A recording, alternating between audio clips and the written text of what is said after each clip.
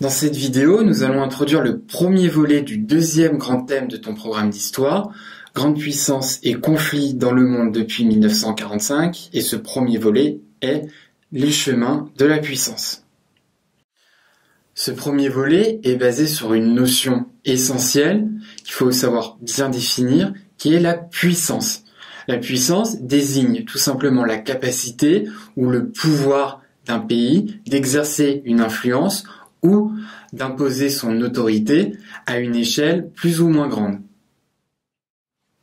On se situe ici dans un domaine géopolitique, dans la mesure où chaque État est entré en concurrence avec d'autres pays pour contrôler des territoires plus ou moins étendus ou pour défendre ses intérêts, comme par exemple son accès à des ressources comme des ressources en hydrocarbures. Chaque État a plus ou moins d'atouts pour imposer ses volontés. Il faut voir ici que la puissance se décline dans plusieurs domaines. Elle se décline déjà à un niveau économique. Chaque État a une industrie plus ou moins puissante, des capitaux plus ou moins importants, etc., etc. Elle se décline aussi à un niveau militaire. Chaque pays a une armée plus ou moins puissante, plus ou moins bien équipée.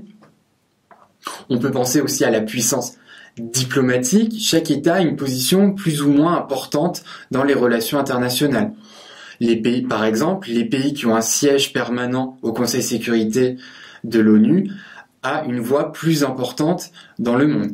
Enfin, on peut penser à la puissance culturelle d'un pays qui est liée à sa capacité à diffuser sa culture et ses valeurs. On peut penser aux États-Unis qui, avec Hollywood, a un outil extrêmement puissant pour diffuser sa culture, etc., etc.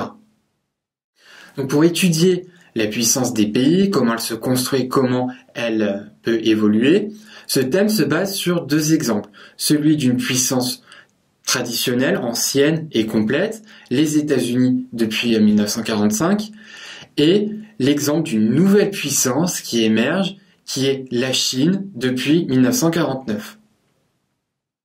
Ainsi, dans les sujets de composition qui te seront donnés pour traiter ce thème, il faudra être attentif à la construction et à l'évolution de la puissance de ces deux pays. Il faudra par exemple repérer les événements qui consacrent leur puissance, qui l'a fait évoluer, donc soit qui l'a renforcé, soit qui l'a affaibli. Il faudra identifier les domaines de la puissance qui sont à l'œuvre ou encore les territoires qui sont concernés par le déploiement de la puissance de ces deux pays.